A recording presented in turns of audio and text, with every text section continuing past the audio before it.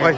Junmar, back in the final sa anong pakiramdam na nalusot yung top challenge na Ginebra? Ayan, buti na makahinga kami ng makahinga kami ng maluwag ngayon kasi nga na-close namin yung series, pero yung credit sa Ginebra sa magandang series na binigay nila sa amin, sa mga fans din.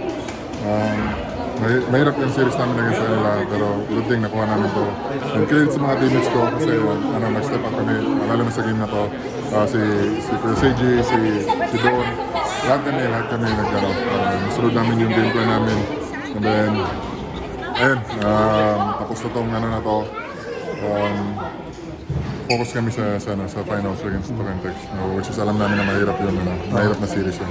Junmar, gano'ng kalaking bagay na kahit nag-struggle ka offensively, napupunan nyo ng mga contribution nila doon, CJ, tsaka yung mga bench players nyo? Thankful ako sa mga teams. Kasi sobrang lalim nung San Miguel.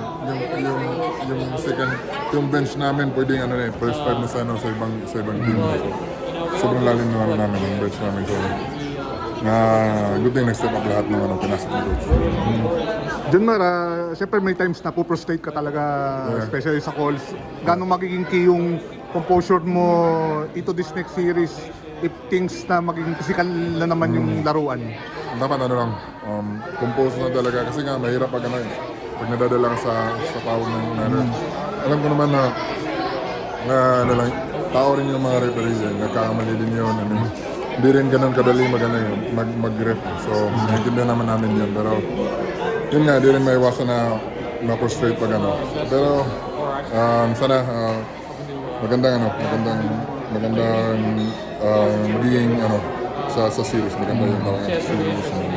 Diba? So, Junmar, most likely si TNT pupunta sa finals na mas gutom dahil sa nangyari noong July na nabigo sila mag-Grand Slam, tinalo nyo.